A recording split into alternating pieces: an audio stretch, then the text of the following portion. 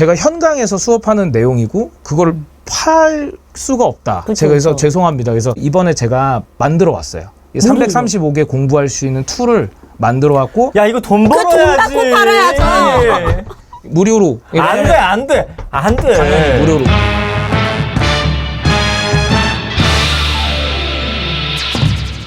네, 정전부부의 난장판 육아 반갑습니다. 저는 전민기고요. 네, 안녕하세요. 정민여입니다. 네, 오늘 아주 중요한 시간입니다. 맞아요. 집 팔아서도 안 되는 국어에 대해서 우리가 오늘 또 그리고 배워보는 내신 시간이에요. 등급제가 이제 바뀐다고 하더라고. 9등급제였는데 5등급제로 좋아지는 건지 나쁜 건지 나는 사실 잘 모르겠어요. 네.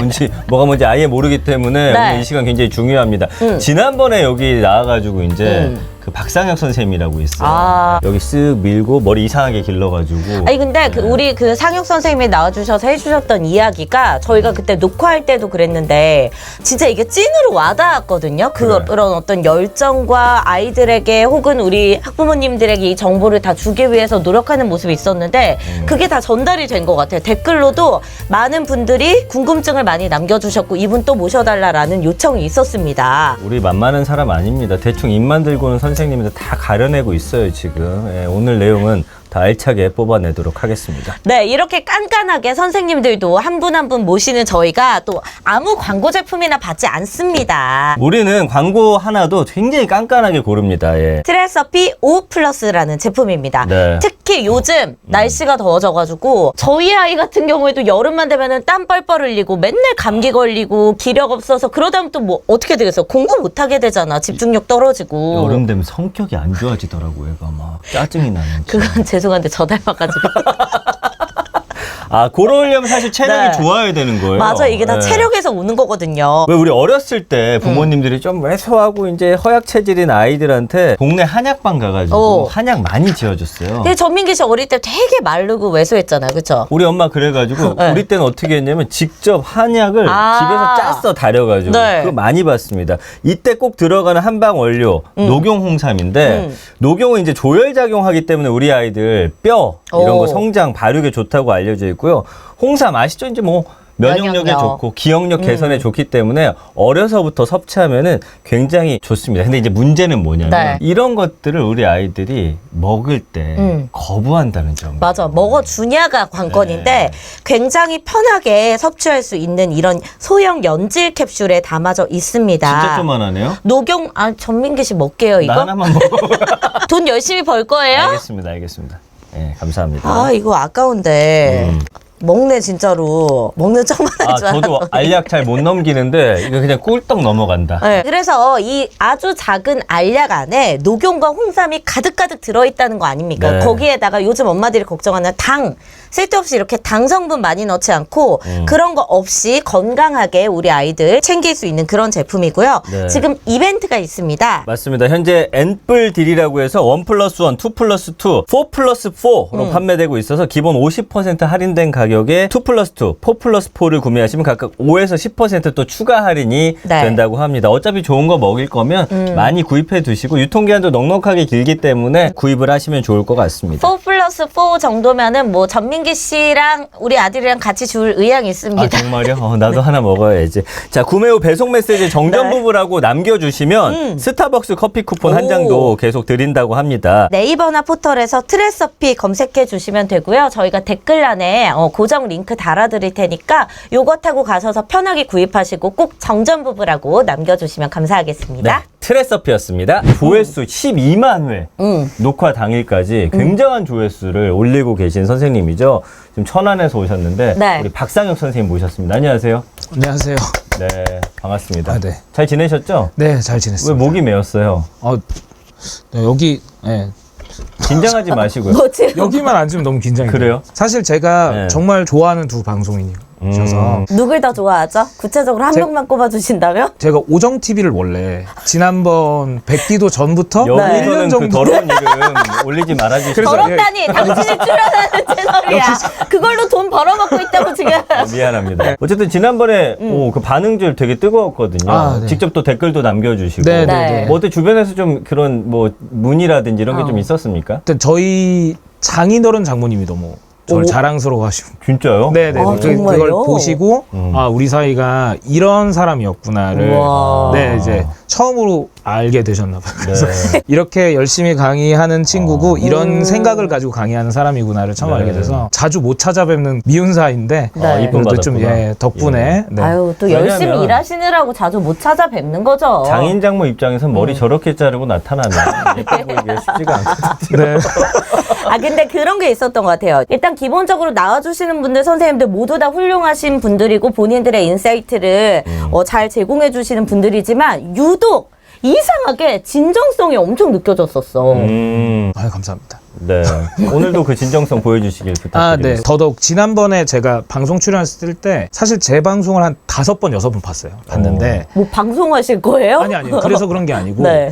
너무 제가 답변을 좀 구체적인 걸 너무 못 드렸다. 미녀님이 굉장히 구체적인 것들을 계속 물어보셨는데 뭔가를 제가 막 제시를 못 해드린 것 같아서 네. 이번에는 이 구체적인 안들을 제가 이렇게 준비를 좀 가지고 해오고 왔어. 네. 답변 드릴 수 있게 좀 준비를 해왔습니다. 아, 포트폴리오까지 만들어 오셨더라고요. 예. PPT까지. 네. 이분을 모신 이유가 있습니다. 이번에 국어 입시 제도가 변해요. 그건 뭔 상관이죠? 우리의 이제 초등학교 2학년인데? 모르는구나. 네. 이번에 이제 적용되는 그 교육 과정이 네. 2015년생까지 지금 되어 네. 있는데 이게 유예되면 우리 아들 딱 걸린답니다. 예. 아. 1년이 유예될 가능성도 있습니다. 그래서 2016년생까지 몇 차 교육 과정인 거예요? 몇 차 교육과정이란 언어는 7차 교육과정까지로 끝이 났고 났고. 그다음부터 8차 교육과정이란 언어가 없어지고 2007 교육개정 2007, 2015 교육개정. 그런 식으로. 네, 그다음 2022 교육개정 이번이 이제 2028 대입계획안 아. 네, 이렇게 된 거죠. 좋아요. 그래서 그럼 28학번부터 적용이 된다. 28학번. 잠깐만요. 갑자기 이게 우리의 일이 될 가능성이 있죠. 가능성이 있어서 왜냐면 약간 지금 09년생 친구들부터 일반적으로 6년, 7년 정도를 적용을 하거든요. 네. 그 6년이 적용되면 15년생까지 적용되는 거고 7년이 적용되면 16년생까지인데 아드님이 16년생이 근데 이게 그럼 재수 없으면 만약에 네. 15년도까지 되고 또 갑자기 약간 손바닥 뒤집듯이 확 바뀌어버리면은 가능성도 있죠. 16년생들은 피 볼 거 아니에요. 네, 그렇죠. 그런 입시생들은 7, 8년 주기로 한 번씩 있었으니까 가능성이 있죠. 그게 우리 원숭이띠 친구들이라고요? 그럴 수 있죠. 네. 아, 그렇구나. 그러니까 오늘 내용이 굉장히 중요합니다. 네. 그래서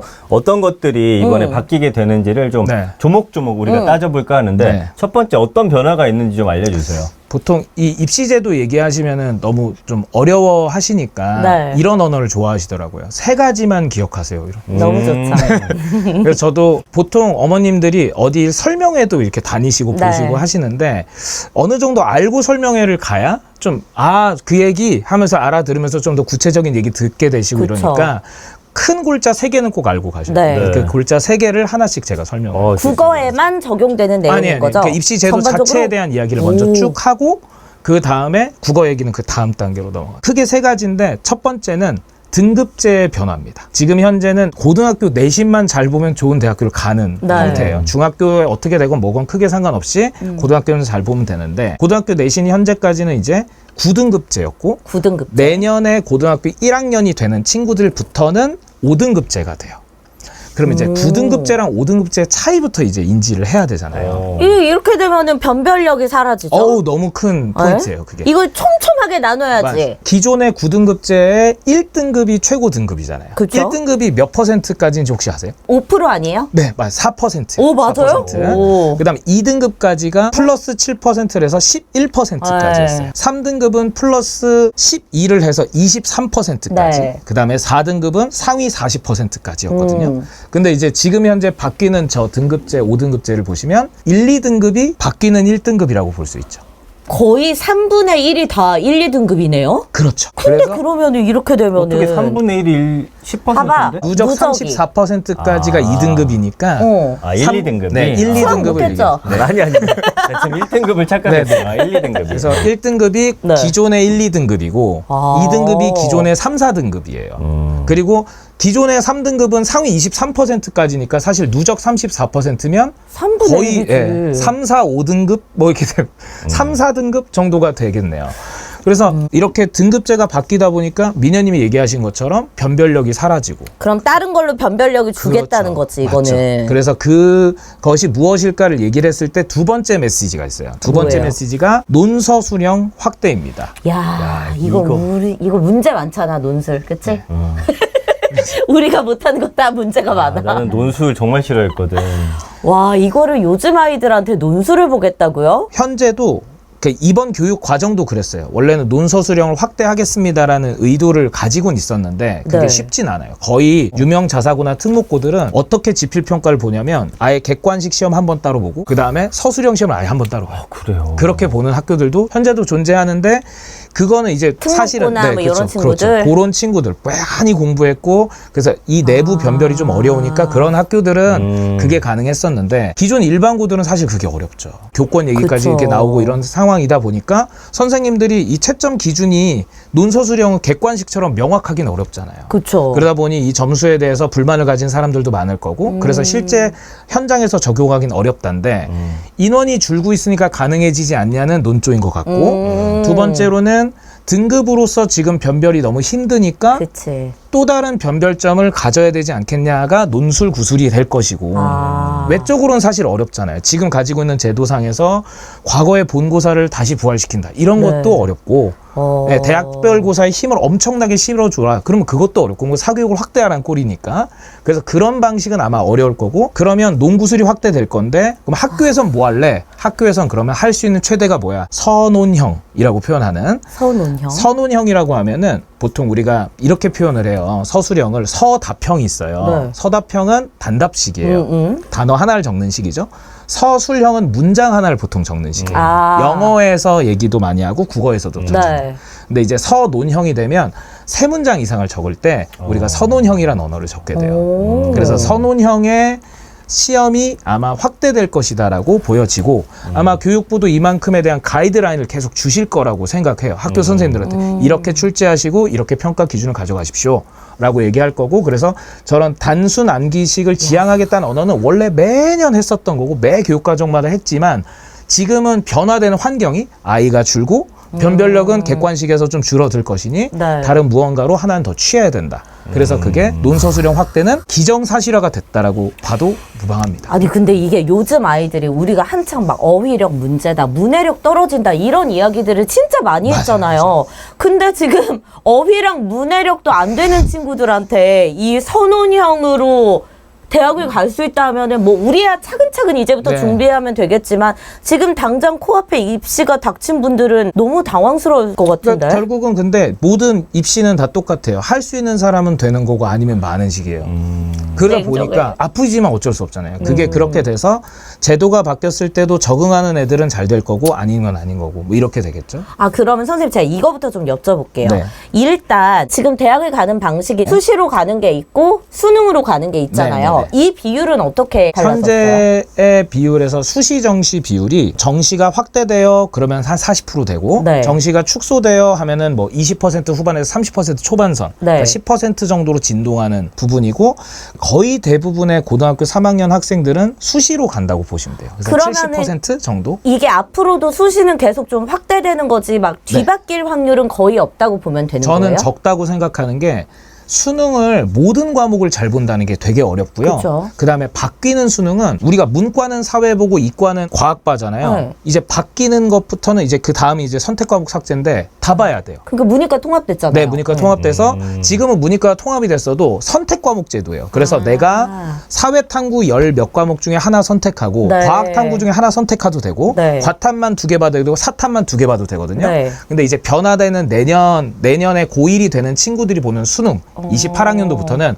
통합 사회 통합 과학을 각각 다 봐요. 이 지금 말씀이라 하면 네. 사실은 변별력을 더 키우는 쪽으로 내신을 구조화해야 되는 건데 맞아. 그렇지 않다는 게 좀 이상하네요. 지금 현재 변별력을 키우는 방식으로 갔을 때 인구가 줄어들었을 때 상위 4%가 되는 일은 어렵지 않느냐. 그럼 이것 때문에 사교육이 너무 확대되지 않느냐의 논조가 좀 있는 것 같아요. 지금 현재 보면은 잘 안 그려지실 수 있어요. 초등 학부모님이시잖아요. 네. 드라마도 요즘 막 나오더라고요. 졸업이라는 드라마가 정려원 씨 오. 배우가 나오는 대치동 국어 내신 네. 포커스를 맞춰서 하는데 지금 저희 가까운 대치동 학원 사례예요. 어떤 학교가 학생이 340명이에요. 네. 근데 한 선생님이 200명의 학생들이 내신을 그 선생님한테 들어요.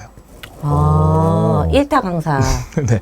그 학교별 내신 1타 강사들이 존재하고 그것도 과목별로 다 존재하고. 그러니까 이게 내신이라는 게 우리가 지난번에 율쌤 나와서도 얘기해 주셨지만 학교마다 편차가 너무 네. 크니까 사실 이게 운이 진짜 작용하는 게 뭐 그러면은 내 애가 내신 유리하게 받으려면 학군지 없고 다른 학교 가면 되는 거고. 그때 해주신 말씀이 여기서 어렵게 시험 내는 데서 이분이 다른 데로 전출 가서 거기서 이제 시험을 내면은 그 학교가 시험이 전체적으로 다시 어려워진다는 거예요. 맞아요. 뭔가 이런 변수들이 너무 많다 보니까 엄청나게 그런 걸 줄이려고 한 거군요. 많고 그 변수를 사교육이란 대안 말고는 없어요. 없죠. 그리고 1등급을 맞기는 어려워요. 그러면 이제 1등급을 많이 보유한 학원은 어떻게 될까요? 그럼 무조건 그 학원이 더 잘 될 잘 거고. 되겠죠. 애들도 엄마 나 저 학원 가고 싶어. 이게 당연히 나오겠죠. 애들도 한 17살, 18살 되면은 그렇게 돼서 사교육을 확장하는 꼴이 된다라는 의도를 갖고 있는 것 같아요. 그리고 전국적으로도 생각해보는 게 저희가 주요 학군지에서 상위 10%인 친구가 있다고 쳐보자고요. 이 친구는 10%면 기존의 등급제에서는 2등급인 거예요. 그런데 그치. 어떤 군 단위에 있는 고등학교도 존재할 수 있잖아요. 거기는 친구의 상위 4% 친구랑 이 친구의 실질적 실력 차이 이런 네. 것들에 대해서도 좀 애매하다고 느낄 수 있거든요. 그쵸. 이 친구가 훨씬 더 잘할 텐데 뭐 이런 식의 생각을 할 수 있기 때문에 내신을 첨예하게 갈라서 가는 것보다 내신을 기본화시키고 다른 다른 것으로 걸로 변별을 하는 변별하자. 것이 훨씬 더 네. 효과적이라고 생각을 하는 것 같아요. 근데 그 효과를 생각하기엔 너무 취지는 네, 좋으나. 너무 취지는 좋으나 학교가 논술과 구술 면접이라는 과목이 없어요. 그니까요. 이거 다 저 기억나는 게 저 때 막 수시 한참 붐 일어서 공부 잘한 친구들은 다 대치동 가서 논술 수업 받고 맞아요. 짧은 기간 안에 이렇게 바짝 해가지고 가고 다 그랬거든요. 네. 그래서 그런 부분에 대한 제도적 보완은 조금 더 있었으면 좋겠다는 저의 생각은 또 그거는 전달하면서. 결국 사교육이 더 확대된다고 저는 보거든요. 저도 그런 생각을 가지고 있어요. 사실은 사교육을 축소시키기 위한 어떤 대안이라고 하지만 공교육이라는 것 자체는 일종의 그냥 하나의 대상으로 두고 이것에 대한 해결 방안을 다 밖에서 찾거든요. 네. 이게 일반화됐잖아요. 저희 세대도 그랬고. 맞아요. 네. 그래서 이게 뭘 하건 사교육은 확대된다. 그러면 조금 더 똑똑한 아이들을 만드는 방법은 뭐겠냐? 라고 생각했을 때 이거다라고 생각해서 그쪽에 합의도 있고 이쪽에 합의도 돼서 양쪽 이런 다. 제도의 형태가 만들어진 게 아닌가. 그러면 이거부터 한번 여쭤볼게요. 이제 어쨌든 국어 선생님이시니까 네. 국어로만 놓고 봤을 때 네. 바뀌는 입시 제도에 어쨌든 부모들은 대응을 해야 되잖아요. 네. 대응해야죠. 어떤 식으로 상위권, 뭐 중위권, 하위권 혹은 뭐 1등급이었던 아이들 이렇게 나눠가지고 네. 어떻게 지금 대비를 해야 될지 굉장히 막막하실 것 같거든요. 너무 막막하실 건 너무 당연한데 다음 단계 제가 설명드리겠습니다. 좋습니다. 오늘 제가 이제 2단계가 바로 그거기 때문에 그렇구나. 그 내용들을 제가 어우. 상세하게 항목별로 가져왔어요. 자, 그러면은 입시제도 변화 관련해서 아까 내신이 9등급제에서 5등급제로 바뀌었다. 네. 그리고 두 번째가 논서술형이 확대되었다라고 얘기해 주셨고 네. 세 번째가 그 선택 과목 삭제되는 거 그 맞습니다. 내용인가요? 선택 과목 삭제는 일단 국어 입장부터 먼저 설명을 드리고 전체 과목을 설명을 드리면 국어는 현재 수능을 볼 때 화법 작문과 언어와 매체 중 한 가지를 선택하는 선택 영역이 존재해요. 잠깐만, 국어가 우리 때처럼 그냥 언어 영역으로 쭉 있는 게 아니라 네. 여기에서도 선택이 있었어요. 국어 네. 안에서도 선택이 있었어요. 네, 네, 네. 이건 언제부터 그랬대요? 2학년도부터 2, 4학년도까지 그렇구나. 지금 현재 두 개 중에 선택을 했었어요. 난 무조건 11문항을 언어와 매체지 그러면. 화법과 작문 아니면 언어와 언어와 매체 매체. 중에 맞아요. 무조건 언어와 매체로 우리는 가요. 언어와 매체로 가지. 상대적으로 언어와 매체 언어가 이제 문법에 해당하기 때문에 난이도가 조금 더 높고 그 다음에 화법과 작문은 상대적으로 난이도가 낮아서 언어와 매체를 선택하면 상위권 친구들이 많이 선택하게 되고 어려우니까. 네, 네, 네. 오. 이 똑같은 과목을 다른 선택을 하잖아요. 네. 그래서 동일한 원점수가 나와도 표준 점수가 달라져요. 아. 그래서 어떤 과목을 선택하는 게 유리하고 불리한지를 애들이 따져서 선택을 했었던 거죠. 근데 화법과 작문은 그러면은 실제로 작문을 하는 게 아니고 저 객관식이죠? 네네네. 작문된 거 전부 가지고 뭐 네, 틀린 거 수능이니까. 찾아. 그럼 난 화법과 작문을 그렇게 가는 할래. 거였어. 똑같은 1등급이어도 등급 컷이 달라요. 화법과 작문 등급 컷은 한 88점. 그러면 언어와 매체는 84점. 아, 조금 낮구나. 네, 이런 식으로 네, 조금 더 어렵고 그래서 등급 컷도 낮고 그러다 보니까 조금 더 공부하면 유리한 건 언어와 매체야 이런 식이었던 거죠. 네. 그런 것들이 이제 사라지고 다시 화법 작문 문법이 아닌 화법 작문 언어 시대로 이렇게 이제 통합이. 다 같이 모두가 똑같은 국어 영역을 본다. 네, 선택이 사라지고 본다. 그 다음에 과학은 여태까지 뭐 물화생지에 원투가 네. 있었어요. 네. 근데 그 원투 다 없어지고 그냥 모두가 똑같이 다 같이 그냥 통합과학 하나를 보고 그다음에 뭐 사탐도 경제니 뭐니 이렇게 뭐 나눠져 썼지만 그게 한국지리 아니라 뭐 무조건 통합사회 다 국사다. 보고. 근데 이 통합사회랑 통합과학 내용이 고등학교 1학년 때 배우는 내용이고 네. 이거를 수능에서 보는 거예요. 그러면 학생들 입장에서는 공부할 게 더 많은. 어찌 보면은 고3 때 그렇게 느낄 수도 있을 것 같아요. 왜냐면 우리 내 내신도 예전에는 챙기는데 갑자기 고등학교 1학년 때 했었던 사회과학을 다시 꺼내서 해야 해야 하고 되니. 수능 준비도 해야 하고 그래서 네. 학생들한테는 그렇게 느껴질 수도 있다고 생각해요. 그러니까 사실 기초가 탄탄한 친구들은 상관이 없어요. 똑같이 꺼내서 그런 하면 애들은 되는데. 뭐라든 상관이 없어요.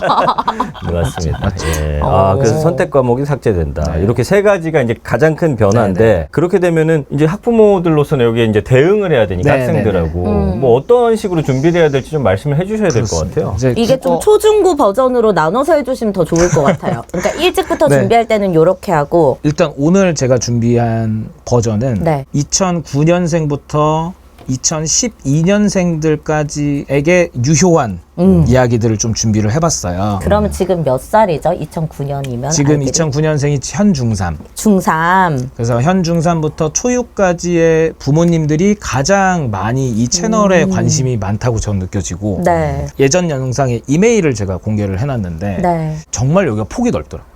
초2 어머님부터 네. 고2 어머님까지 제가 이메일을 받았어요. 특히 고2 어머님은 전화 통화 좀 하자 그래서 너무 절박하지 이분은. 통화도 했어요. 아, 진짜요? 예, 통화도 했고 아이가 고3이 되는데요. 그래서 예 하면서 이제 제가 통화도 나누고 이랬었는데 감사하게도 제가 이렇게 긍정 피드백을 한 번에 많이 받은 게 처음이라서 이 채널에 너무 감사하더라고요. 그래서 내가 너무 고맙다 이런 생각을 하면서 그러면 다음번에 혹시라도 내가 나가게 된다면 더 구체적이고 더 상세한 정보들을 다 알려드려야겠다. 그리고 문제집 추천도 좀 하고. 오, 너무 좋은데? 네, 이런 거 되게 좋아하시더라고요. 네. 그래서 그런 것들을 제가 상세하게 좀 준비해봤습니다. 아주 훌륭한 선생님이네. 우리 거를 완전히 우리보다도 더 분석해서 오신 거잖아요, 지금. 우리는 분석할 수가 없죠. 우리가 뭘 한다고. 초2부터 고2까지가 듣는 채널, 바로 정전부부의 난장판 육아입니다. 근데 여러분들한테도 너무 감사하네. 갑자기 이럴 때 진짜 채널 하는 그 힘이 나는 것 같아요. 왜냐면 남궁률 쌤도 학원으로 많이들 찾아오시고 네. 연락받고 하셨다고 하더라고요. 네네네. 그 이후부터 갑자기 저한테 이제 무릎을 꿇고 전화를 받고 선생님들의 태도가 달라졌어요. 여러분의 힘입니다. 네네네, 사랑합니다. 그건 맞죠. 그래서 오늘 제가 주제로 잡아온 게 고입 전 국어 필수 3요소 이렇게 좋다. 잡았고요. 네. 세 가지를 어떻게 할지에 대한 구체적인 안들도 제가 하나하나 좀 드리도록 하겠습니다. 네. 좋아요. 문제집 추천까지. 네. 그러면 제가 고입 전에 끝내야 되는 세 가지를 이렇게 정돈을 하는데 네. 문해 능력, 문학 능력, 문법 능력 이렇게 세 가지로 이게 요약을 하거든요. 그러니까 문제는 이제 기문 진거 읽고서 이제 네. 푸는 것이고. 지난번에도 말씀 주셨듯이 맞아요. 네. 문장 이해 능력인데 문장을 이해 못하는 이유가 어휘 때문이다. 어휘를 때문이다. 이렇게 네. 이제 맥락을 그래서 잡았고 한자를 꼭 알아야 된다 하셨죠. 그렇습니다. 예. 그래서 그거를 어떤 단어를 해야 되는가에 대해서도 궁금해 하시더라고요. 우리 애 그래서 단어장 사러 왔는데요. 서점에 가서 고등학교 들어가기 전에 봐야 되는 단어장을 사러 왔는데 너무 두껍다는 거예요. 맞아. 페이지가 이렇게 되게 유명한 책이 있어요. 네. 1등급 무슨 역 이렇게 해가지고 돼 있는 아. 책인데 그게 700페이지가 넘어요. 애들이 보겠어요. 이거를 이제 사전이네, 사전. 아이한테 이게 사전이니까 애가 시겁하고 이거 뭐냐고 그치, 이렇게 얘기도 당연하지. 아니 하시고 온 세상 단어 다 담아서 팔면 되겠네. 그렇죠. 그런 것들에 대해서. 근데 이게 굉장히 좋은 컨텐츠가 하나 있는데 제가 만든 것도 아니고 제가 선별한 것도 아니고 한국교육과정평가원 아시죠? 알죠. 수능 시험 내는데. 그렇죠. 수능 시험 출제하고 교과서를 검정하는 기관에서 네. 중학생에서 고등학교 넘어갈 때 이 단어는 꼭 알아야 된다고 이름을 사고 도구어라고 잡았어요. 오. 335개를 지정해놨어요. 생각보다 얼마 안 되네요. 그래서 그 단어만 공부하면 된다. 그 링크를 제가 댓글에 와, 대박. 예. 아이한테 그럼 335개의 단어를 주면 네. 아이가 공부를 할 거냐. 요 문제가 또 생기더라고요. 그래서 제가 지난번에 이제 그 어머님들 댓글 중에 제가 이제 단어를 공시적, 통시적 이렇게 설명드렸더니 네네네. 민기님이 이거 잘 외워지네 이렇게 얘기를 하셨는데 그래서 그게 좋아 보인다. 그래서 빨리 그거 좀 인강 좀 열어달라 이렇게 얘기하는데 제가 현강에서 수업하는 내용이고 그거를 팔 수가 없다. 그쵸, 제가 그래서 그쵸. 죄송합니다. 그래서 이번에 제가 만들어 왔어요. 335개 공부할 수 있는 툴을 만들어 왔고 야 이거 돈 돈 벌어야지. 받고 팔아야죠. 무료로 안 돼. 당연히 무료로 아이고. 왜냐하면 저는 이런 컨텐츠는 공공재가 된다고 생각하고 어차피 이 감동이다, 선별 자체가 진짜. 제가 한 게 아니잖아요. 네. 교육과정 평가원이 했고 그래서 제가 이거를 단어를 쇼츠로 만들어 왔어요. 그 쇼츠 이름을 뭘로 할까 하다가 엄마 이 단어 무슨 뜻이야.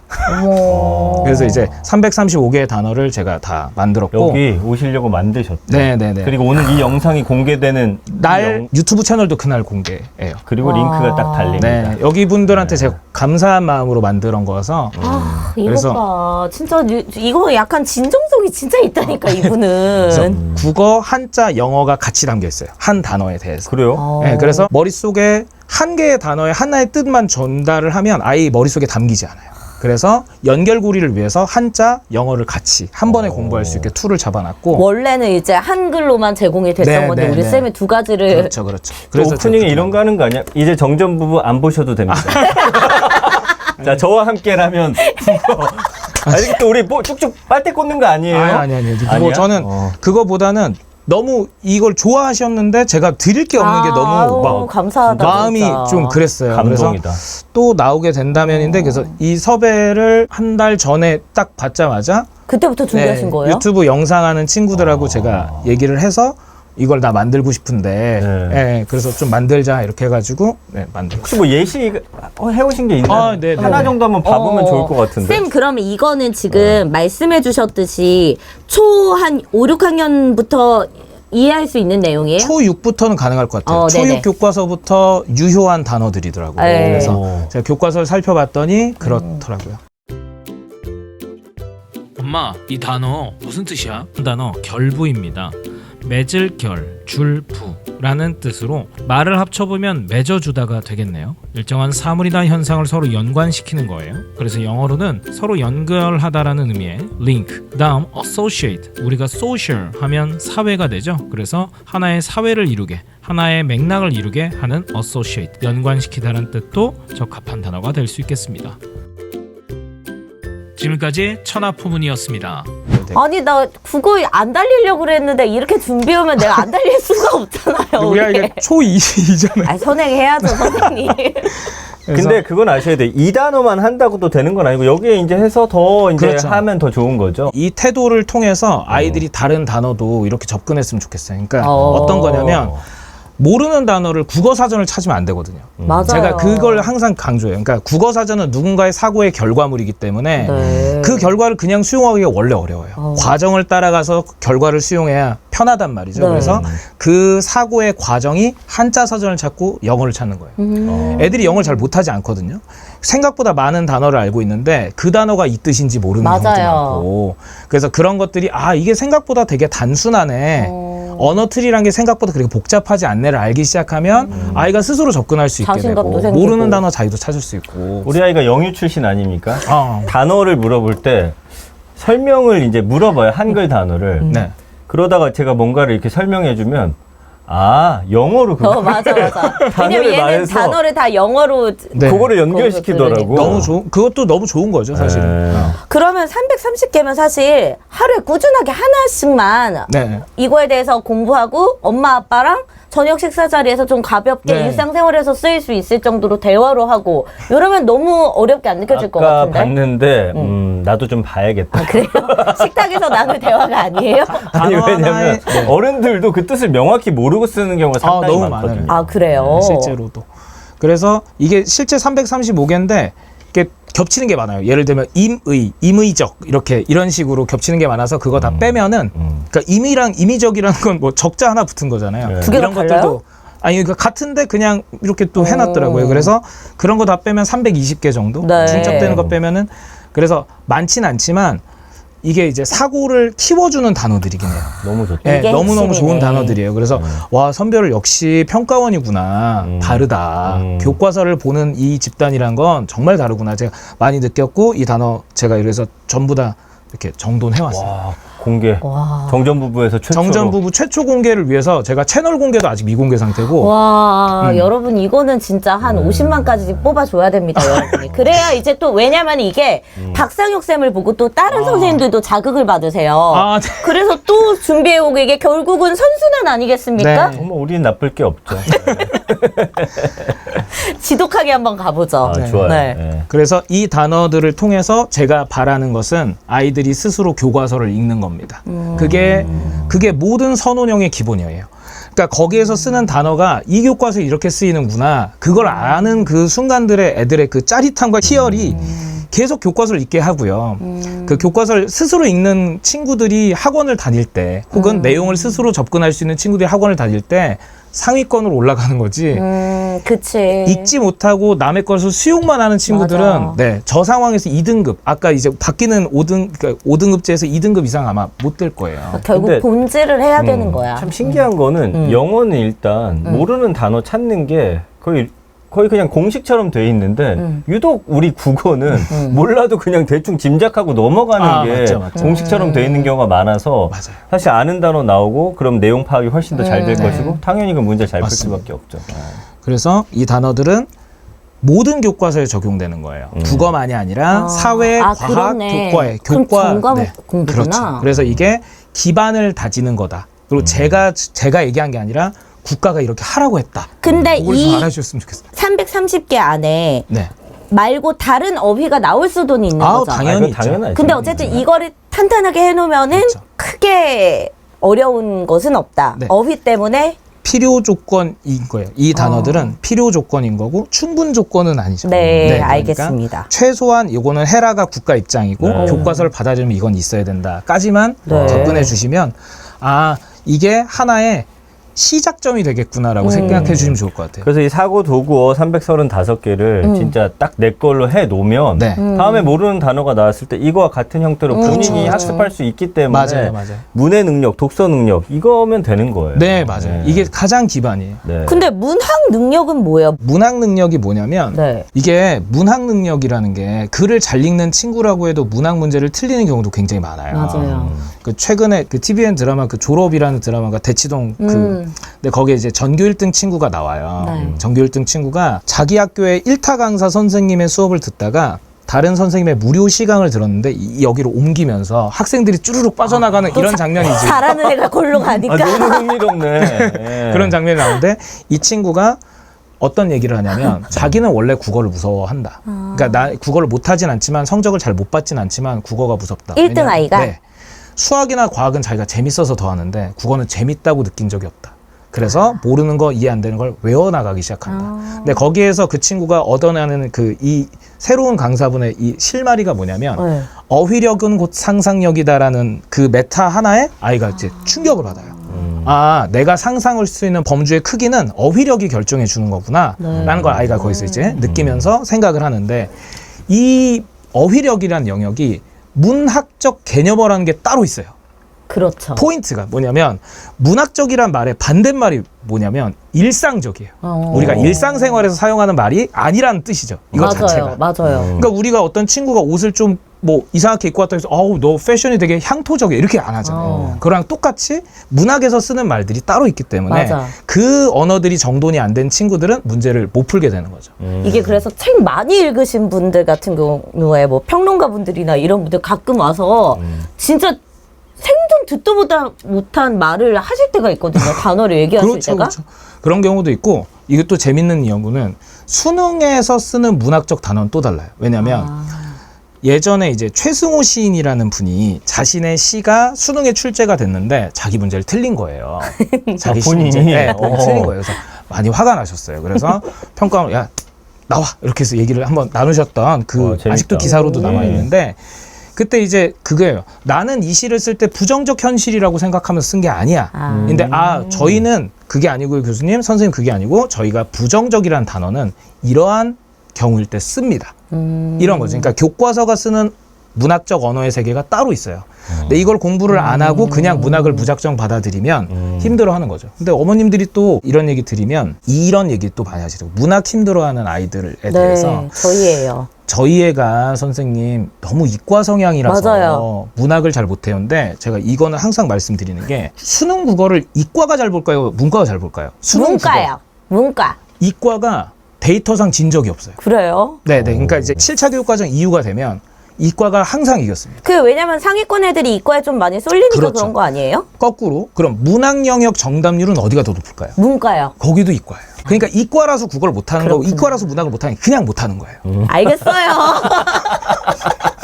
저 계속 선생님 저희 애가 약간 과학 수학 쪽이라서 아 그런 거 이제 머리에서 끄집어내세요. 네, 그러니까 알았죠. 이게 네. 이과라서 알겠다고요. 그렇다라고 생각, 감수성이 떨어져서 그런 거 아니라는 거죠. 그러니까 남자애라서 그렇거든요. 그것도 아니에요. 그러니까 남녀의 차이는 그거는 이제 국어를 여성이 더 잘 보았던 것은 역사적으로 계속 맞아요. 그건 맞긴 맞죠. 맞는데, 그건 맞아요. 맞는데 그거는 요즘 상위권이 여자가 또 더 많고 네 그런 사회입니다. 지금은. 네. 그래서 사회적인 이슈와 분위기로 그런 거고 그 문학 이야기를 조금 더 하면 제가 이제 그 문학 수업을 할 때 항상 아이들한테 처음에 이제 자극을 주기 위해서 사용하는 건데요. 문학을 못하는 친구들은 어디에서 잘 못하냐면 곽재구의 은행나무잖아요, 작품이. 그러면 너의 노란 우산깃 아래 서 있으면 아름다움이 세상을 덮으리라던 늙은 러시아 문호의 눈망울이 생각난다라고 얘기를 했을 때 너가 누구니? 라고 제가 물어봐요. 너가 누구죠? 잠시만요. 그건 알 수 없죠. 잠깐만. 내가 맞춰볼게. 저희 뭔가 배경을 알아야 될 것 같은데. 너의 제목이 은행나무잖아. 네. 저거는 내 고향입니다. 너가 은행나무죠. 그러니까 너의 노란 우산깃이 되려면 은행나무 잎이 되어야 되니까. 네. 그럼 이게 저 은행나무가 뭘 상징하는 거냐고. 이제부터 시작할게요. 네. 그래서 너가 은행나무여야만 너의 노란 우산깃이라는 언어가 은행나무 잎이 되는 그렇죠. 거고. 네. 그럼 이 작가는 은행나무 잎을 보고 뭐라고 생각했다라는 문장을 적은 거죠.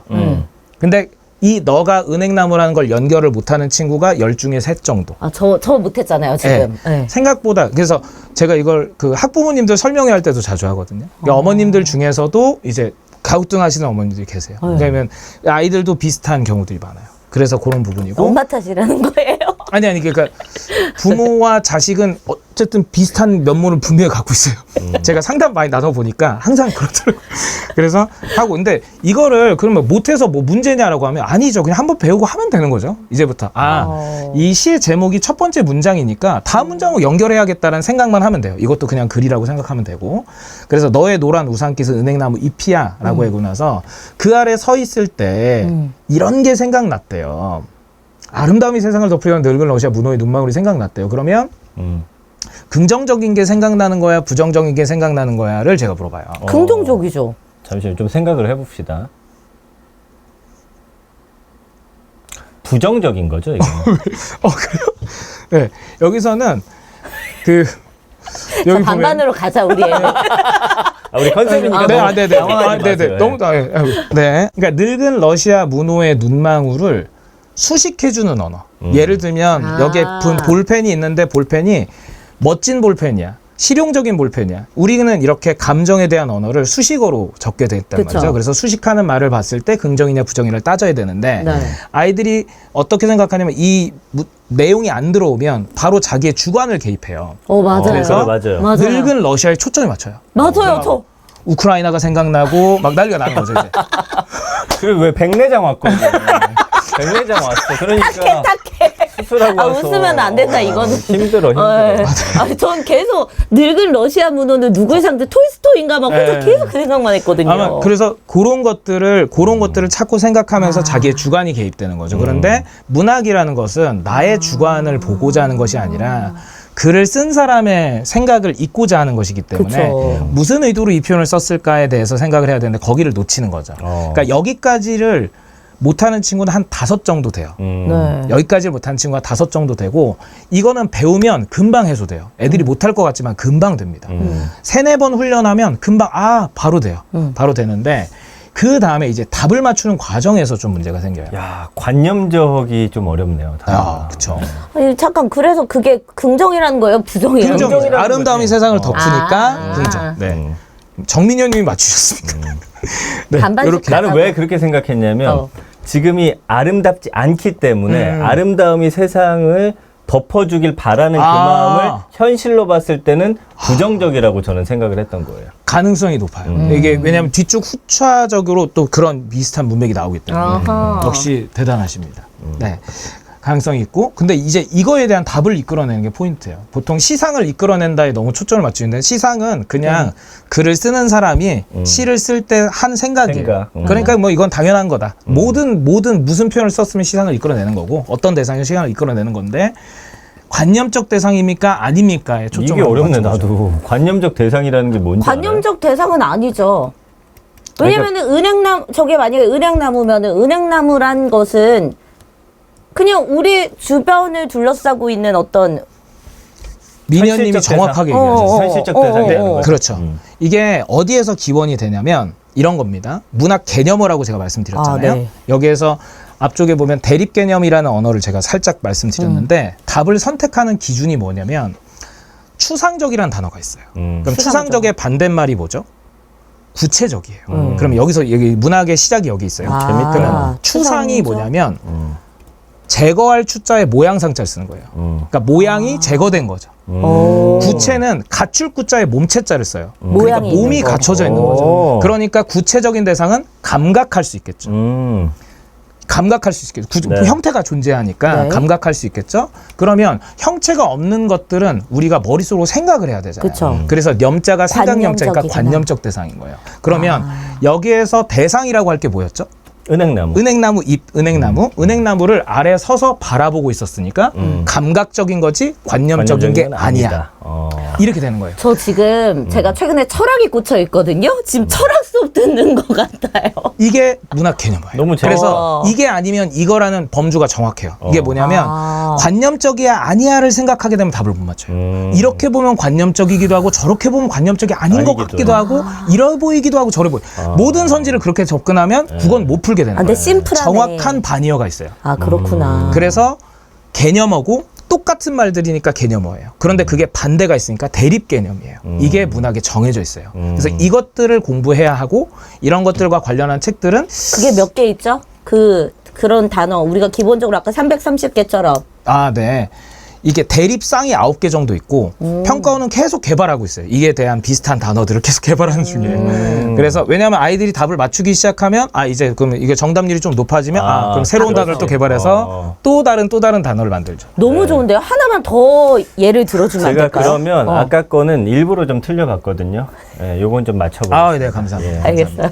그래서 그 두 번째 예시를 제가 보여드리면 이게 이제 자사고 내신에서 자주 쓰는 예시입니다. 예, 황진이의 예, 시조인데 요즘 학생들한테 동지가 뭔지부터 설명을 해야 되는 맞아요. 현실입니다. 예, 동지가 1년 중에 밤이 가장 길어 얘들아. 이렇게 네 하면서 밤에 가운데를 잘라서 이불 아래 넣어놨다가 사랑하는 님이 오시면 펴겠다. 그러니까 예, 사랑하는 님과 긴 시간을 긴 밤을 보내고 싶다라는 이제 언어죠. 이게 네. 왜 저도 고등학교 시 자주 나오는지 모르겠지만 야이시네. 밤새도록 그냥. 이미 근데 안 오시면 어떡하죠? 이게 해가 뜨면 사랑을 나누기 힘드니 이게 더 길었으면 좋겠다는 거예요. 그렇죠. 그래서 이거를 보통 뭐라고 가르쳐 주냐면 네. 밤이라는 건 형태가 없잖아요. 추상적이죠. 네. 그런데 헐이라는 건 형태가 있잖아요. 네. 그렇죠. 그래서 밤이 마치 형태가 있는 것처럼 썼으니까 추상의 구체화예요. 이렇게 가르쳐줘요. 학교에서. 그리고 나서 이렇게 되는 거예요. 관념의 그거네. 그렇죠. 이걸 관념의 감각화라고. 감각화. 네. 이거를 추상의 구체화라고 학교 시험에서 가르쳐줘요. 수업 때 가르쳐줘요. 그리고 네. 시험을 저렇게 되는 거예요. 기억, 니은의 기억화라고. 이게 아까 반대되는 개념을 또 두 개를 같이 묶어버렸네요. 근데 제가 여기서 조금 더 놀라운 얘기를 드리면 이 문학적 개념어의 대립 개념은 언제 배우냐면 저희 교육과정상 중2. 이게 중2 개념입니다. 그래서 고등학교 올라가면 안 가르쳐줘요. 야, 그때 확실히 해둬야 되는구나. 그렇죠. 예. 근데 그때 확실히 해두질 못하는 이유는 중학교 때 내신 자체를 그렇게 내지 않아요. 어렵게 내지 그렇게 어렵게 내지 않으니까 아이들은 그냥 외워서 시험 보고 잘 보고 성취도 A 맞았으니까 우리 애 잘하나 보다. 엄마도 생각하실 거 아니에요. 근데 그게 아닌 거죠. 아, 이거 외워야겠네. 관념의 네. 관념의 감각화와 추상의 그거 뭐 구체화. 외워? 이와 관련한 그 문제집을 제가 2권을 좀 네. 소개를 해드리면 그 아까 문해 능력과 관련한 건 제 사고도구를 보시는 것도 좋지만 네, 우리 아이가 선생님 초등학교 5학년이에도 있을 수 있고 그렇죠. 우리 아이가 중1이지만 그렇게 어휘 수준이 높지 않을 수도 있잖아요. 근데 그거를 알고 EBS라는 교육기관에서 네. 어휘가 문해력이다라는 책을 학년 학기별로 내놨어요. 우리 아이가 중1이야 그럼 중학교 1학년 1학기 이렇게 해서 초5부터 중3까지 이렇게 책이 이렇게 시리즈로 근데 되어 뭐 있고 중1이어도 앞에 거 모르면 그냥 그거 앞에 그렇죠. 거 보면 되는 거예요. 그렇죠, 그렇죠. 중1이어도 또 잘하면 그럼요. 중3 거 볼 수도 있고요. 책 한 권이 안에 뭐가 들어가 있냐면 국어 단어도 있고 수학 단어도 있고 영어 단어도 있고 사회 단어도 있고 과학 단어도 있어요. 교과서에 있는 거. 예를 들면 뭐 제가 지난번에 그 나와서 되게 혼났던 단어가 유리수인데 유리수. 제가 너무 혼났어요. 제가 죄송합니다. 저도 잘못 배웠더라고요. 네, 정말 죄송합니다. 근데 그런 단어들에 대해서 설명이 다 되어 있고 수학도 과학도 영어도 다 되어 있어요. 요건 그러면 약간 사전 형식이에요. 문제를 푸는 문제집이 아니라. 문제풀이가 될 수 있게 확인 학습이 다 있고요. 아. 그리고 딱 한 달 분량으로 되어 있어요. 네, 방학 책한 때 권당- 집중적으로 네, 그렇죠. 하면 좋겠다. 그래서 방학 때 말씀하신 것처럼 여름방학 혹은 겨울방학 때 딱 하기가 좋게 되어 있습니다. 그래서 이 책을 바탕으로 아이들이 교과서를 읽었으면 좋겠다. 이게 저희 첫 번째고 그 다음에 아까 얘기했던 이걸 문학 개념어는 역시 EBS인데 EBS에 신이 계십니다. 예, 윤혜정 선생님이라는 네. 분이 계세요. 그래서 개념의 나비 효과라는 책이 있고 그 책이 EBS의 엄청난 스테디셀러입니다. 아, 그래요? 굉장히 오랜 시간 동안 스테디셀러고 지금 뭐 워크북에 뭐 버전도 여러 가지로 이렇게 많이 아하. 확장돼 있거든요. 근데 거기 문학 개념어가 제가 생각했을 때 현존하는 문학 개념어 책 중에 가장 자세하고 가장 안정적인 컨텐츠입니다. 이거는 그러면 한 몇 학년부터 보면 될까요? 이것도 초 6부터? 이게 원래는 고등 컨텐츠거든요. 네. 근데 저는 중2가 봐도 된다고 생각해요. 중2 제가 정도? 중2를 가르쳐 보니까 네. 중2 학생들한테도 적합한 컨텐츠라고 생각합니다. 생각보다 쉬운 언어로 되어 있고 네. 잘 배울 수 있고 강의도 무료니까 오. 책을 사면 강의가 무료니까 EBS니까요. 네. 그래서 쉽게 접근할 수 있다고 생각합니다. 이게 진짜 좋은 게 저는 요즘 너무 출판사에 많은 문제집들이 나오고 그 문제집들을 또 막 레벨별로 세분화해놓고 어휘력, 뭐 문해력, 뭐 이것저것 많으니까 뭘 골라야 될지도 모르겠더라고요. 가서 똑같은 컨텐츠들이 너무 많아. 출판사만 다르게 해놓고. 네. 근데 그래서 지금 딱 2개 찝어주시니까 좋네. 일단 이게 시작점이 될 수 있다고 생각해요. 네. 이 모든 것에서 첫 번째, 저는 모든 공부에서 첫 번째 발자국이 전 제일 중요하다고 생각하는 입장이거든요. 그게 시간을 결정하는 것 같아요. 네. 첫 발자국이 좀 잘못되면 방향이 틀어지면서 좀 되돌아오게 되고 돌아오게 되고 첫 발자국이 좀 좋은 방향성을 가지고 있으면 다음 발자국 가기가 쉬워지거든요. 네. 그래서 첫 발자국으로 좋은 문제집들만 일단 추천을 하고 있어요. 그러면 어쨌든 이걸 바탕으로 해서 중학생인 부모님들 지금 이거 보신 분들은 완전히 지금 노다집니다.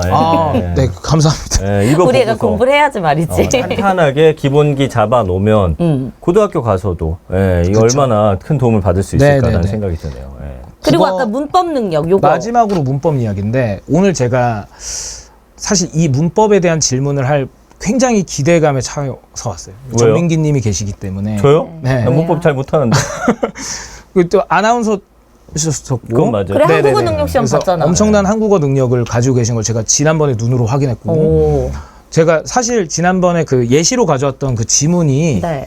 역대 수능사상 최저 정답률을 보이는 지문이고 주제 맥락을 그렇게 저 빨리 체킹하는 30대를 지금 처음 봤어요. 저 40대입니다. 아, 그러시군요. 네네네. 그럼 더 왜냐면- 놀라운 것으로 하겠습니다. 일이 다 그쪽이기 때문에. 그래서 저 너무 대단하시다. 제가 이렇게 느꼈거든요. 그때 우연히 맞춘 것 같은데.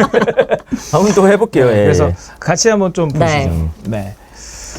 저희가 요걸 질문하는 이유가 이건데요. 포인트는 저희가 고등학교에 가면 덧셈 뺄셈을 같이 배울 거야, 안 배울까요? 안 배우죠. 안 배우죠. 사칙연산 기본적으로 돼 있다고 생각하니까 안 배우잖아요. 중학교 때 배웠던 문법도 고등학교 때 다시 가르치지 않아요. 아, 그렇구나. 기본이 됐을 거다. 근데 수능에 출제되는 문법의 양이 부피가 10이라고 하면 부피 10 중에 7을 중학교 때 배워요. 이게 중학교 개념이에요. 네네. 문법은 형태소를 분석할 수 있는 것까지가 중학교거든요. 그러면 여기에 상역은 저녁을 먹었다랑 저녁을 먹을 것이 을을 제가 둘 다 빨간색으로 이렇게 해놨는데 이 을은 뭐고 이 을은 뭐야를 제가 물어보는 거죠. 다른 을이죠, 이거는. 그렇죠, 그렇죠. 네, 어떻게 다르죠? 근데 제가 문법에서 이 단어를 어떻게 표현하는지를 잘 네네. 몰라서 네네. 여기 저녁 을은 네. 어떤 대상, 네네. 저녁이라고 대상을 하는, 나타내는 예.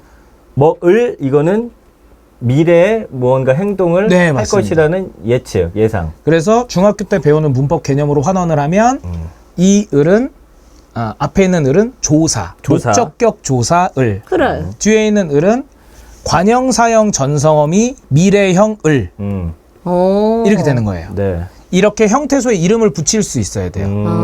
그렇지. 그러니까 요게 형태소 분석이에요. 상혁은 품사가 뭐야, 은은 뭐야, 저녁은 뭐야, 을은 뭐야, 먹은 뭐야, 을은 뭐야, 것은 뭐야, 이다는 뭐야 이렇게 돼야 돼요. 네. 저 죄송하지만 저는 그 한국어 능력 시험을 보지 않았기 때문에 지금 형태소라는 것조차도 약간 헷갈리는데 저기서 지읒과 이렇게 다 분리하는 걸 형태소라고 해요? 아니면 그냥 역 이렇게 네. 하나 음절을 얘기하는 거예요? 감사합니다. 지읒 어로 나누는 건 음운으로 나누는 거고 그 다음에 저력을 이렇게 읽는 것은 음절 단위로 나누는 거고 형태소는 근데 음운이나 음절은 그 자체로 의미를 지니지 못하잖아요. 그쵸. 그죠? 근데 의미를 지니는 최소 단위 이름을 형태소라고 이거 하고 배웠던 것 같다. 저녁과 을을 나누는 거죠. 그렇죠. 저녁과 을을 나눌 때 을은 목적의 의미를 나타내는 조사라는 의미를 문법적 네. 의미를 지니까 이 또한 형식 형태소, 문법 형태소라고 부르게 되는 거고. 네. 그래서 그럼 그 나누다면 같이 쓸 상역하고 네. 은. 저녁하고 을하고 먹을 하고 을을 또 부르. 먹다에서 네. 띈 거니까. 것이다는. 먹는이랑 먹을이 의미가 달라질 것이고. 겉 띄고 이다가 같이 가는 네, 거죠. 겉하고 이다. 이다가 서술격 조상. 어떻게 다시 아나운서 준비? 나 그때 열심히 했었어. 근데 그렇네. 내 이름을 다 까먹었어. 포인트가 이게 중등 과정이라는 거예요. 선생님 그게 어떻게 중등 과정입니까? 우리 애가 중학생인데 물어봤더니 몰라요. 이렇게 얘기하시고 우리 애는 항상 성취도가 A였어요. 선생님 얘기 많이 하시거든요. 그래서 제가 어떻게 증명해 드릴까를 고민을 하다가 그 사진을 하나 가져왔거든요. 이게 뭐냐면 우리나라에서 가장 많이 선택하는 교과서의 자습서입니다. 자습서. 그럼 교과서는 보통 밑에 세 주가 없잖아요. 세밀한 설명이 없잖아요. 여기는 자습서니까 밑에 세 주를 주죠. 세밀한 설명을 줘요. 저게 세밀한 설명이에요.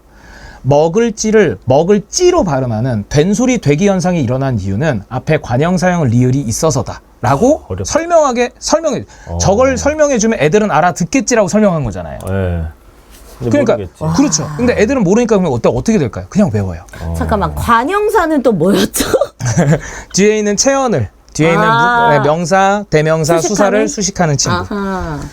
그래 배웠던 것 그렇죠. 같다 진짜. 이런 친구들을 아이가 중학교 때 이미 알고 있다는 전제하에 고등학교는 다음을 진행하고 한글 맞춤법과 그 다음에 궁세국어 문법을 바로 고1 때 시작해버리는 거예요. 그러니까 애들이 힘드니까 그냥 외워버리겠죠. 그렇죠. 근데 고등부터는 외우면 깨지는 시험이에요. 왜냐하면 새로운 사례를 제시하거든요. 활용형이니까. 그래서 애들이 고등학교 들어가서 엄마들한테 가장 많이 해요. 엄마 우리 학교 시험 너무 이상해.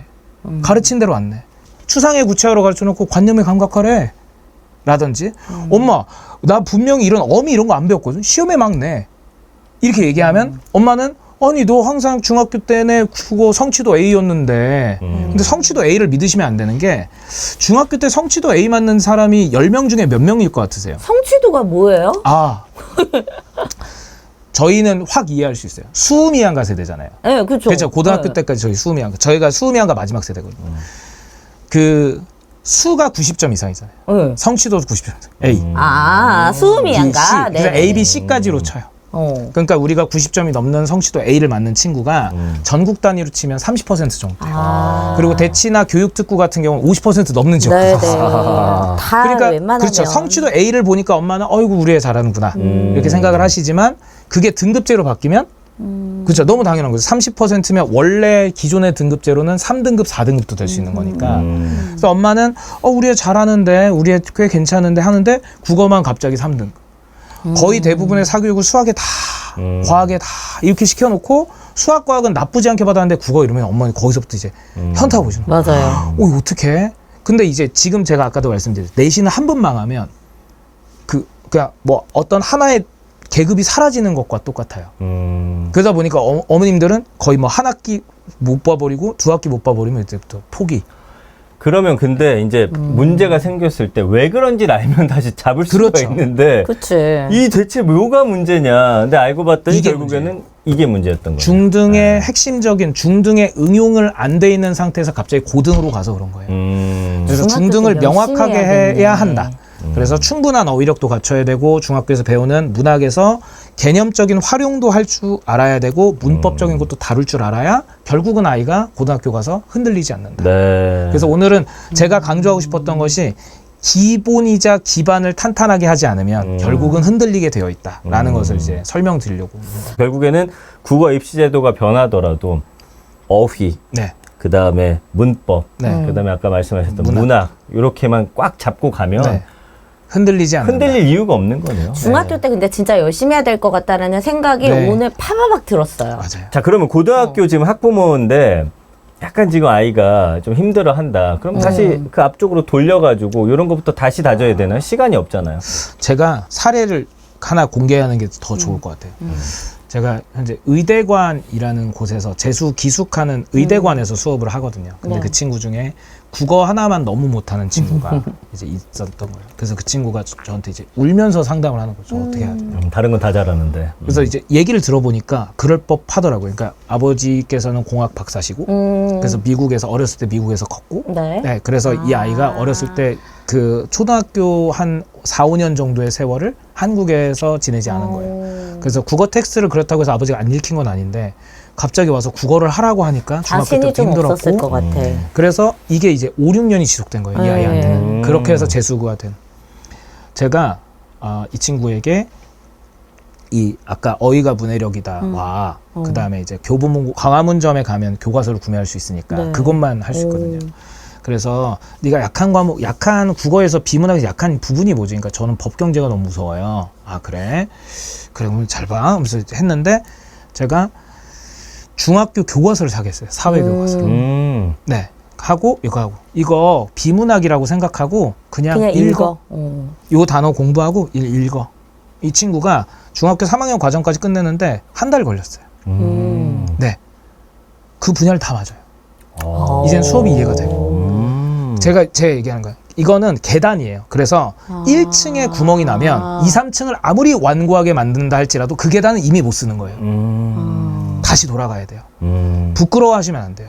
1층이 망가졌는데 2, 3층을 짓는 게 부끄러운 거예요. 그렇네요. 1층부터 탄탄히. 그게 네. 오늘 저의 주제예요. 아, 좋습니다. 강의를 들으면서 우리 아들이 지금 중학생이었어야 하는 건데 라는 생각이 들 정도로 좋은 정보들이. 이걸 우리가 잘 기억할 수 있을까 왜냐면 모르겠는데. 우리 아들 중학생 됐을 때 이걸 기억을 할 수 있을까. 영상을 다시 그러니까. 찾아봐야지. 우리도 영상이 많으니까 사실은 다 다시 보지 못하니까 네. 메모 좀 해놔, 알았지? 내가? 네, 해놔. 박상혁 선생님도 이제 언론화 최적화되면서 네. 지금 좋아지고 있다는 게 느껴지는 게 본인이 나왔던 지난 편을 모니터링하고 그러니까 대단하셔. 지금 이렇게 두 번째 출연 만에 네, 이 정도 컨텐츠를 뽑아낸다라는 게. 그리고 이제 보니까 본인이 이제 전달력을 높이기 위해서 좀 연구를 많이 하셨다는 게 연습도 많이 하신 것 같아. 아마 전민기를 좀 많이 롤모델로 하신 것 같은데. 아니 이렇게 준비하실 일이 많으니까 너무 훌륭하다, 저기 진짜. 처가댁을 못 가죠. 안 가도 됩니다. 강희자부님 이거 보고 계실 거거든요. 네네네. 상혁이 못 갑니다. 예, 이렇게 지금 열심히 살고 있어요. 우리 엄마 아빠가 오빠는 자주 오래. 저 이렇게 열심히 살고 있습니다, 장인 장모님. 예, 그렇구나. 감동이다. 박상혁 선생님은 우리랑 좀 길게 가야 될 것 같아요. 예. 그리고 아까 말씀드린 대로 그 한국교육과정평가원에서 사고 도구어 335개 이 시간부로 선생님께서 만든 쇼츠가 나가니까 네. 함께 많이 보시면서 또 박상혁 선생님이 준비한 것들 또 많이 이렇게 섭취하시기 바랍니다. 네. 오늘 함께 해주셔서 감사하고요. 어떠셨어요? 두 번째 시간 좀 자평을 하자면 좀 만족스러우신가요? 근데 그래도 대답을 다 드린 것 같아서 그래도 좀 마음 네. 편해요. 그리고 어머님들도 궁금하셨던 내용들이라고 생각해요. 그때 제가 댓글을 다 보고 일정 기간까지 댓글을 달아드렸는데 가장 궁금해하셨던 게 문제집 뭐부터 사요였거든요. 그래서 네. 그것도 좀 답변을 드린 것 같아요. 제가 예언컨대 이 방송을 이유로 선생님의 주가는 쭉쭉 올라갈 겁니다. 나중에 맞아. 잘 돼도 우리 또 잊으면 안 됩니다. 당연하죠. 네, 박성현 선생님. 네. 약점 하나 잡아놓을 거예요. 아무튼 함께 해주신 네. 우리 박성현 선생님 다시 한번 큰 감사드립니다. 네, 고맙습니다. 네, 감사합니다. 야, 이게 우리가 여기 이제 다음에 나오시는 선생님들한테 선생님 거 자료를 보내야 되겠어. 맞아. 이렇게 우리를 위한 뭔가를 준비를 해와라. 그냥 올 생각하지 마. 입만 약간 갖고 오지 레퍼런스야. 마라. 레퍼런스로서 레퍼런스야. 박성현 선생님 걸 좀 보내도록 하겠습니다. 예, 오늘 좀 만족스러우셨죠? 저는 사실 국어도 할 말이 있을까 싶었거든요. 진짜 이분 오늘 찐 감동이에요, 저는. 네. 아무튼 이번 편 조회수 좀 많이 올려주시고요. 네. 좋아요, 구독, 알림 설정 함께 해주시기 바랍니다. 저희는 다음 시간에 더 알찬 정보와 또 재미있는 이야기 준비할 텐데 다음 선생님 좀 부담되겠는데? 다음에 그럼 좀 편한 걸로 가자. 육아법 뭐 이런 걸로. 같이 학습으로 가면은 갑자기 예. 확 꺾일 수 있어. 아니 이거는 경쟁 붙여야 됩니다. 그래야 우리 채널이 또 떡상할 수 있어요. 누구랑 경쟁 붙이지? 네, 알겠습니다. 남궁률 한번 준비시켜봐. 자, 오늘 함께 해주신 여러분 감사드리고 저희는 다음 시간에 돌아오도록 하겠습니다. 고맙습니다. 고맙습니다. 감사합니다.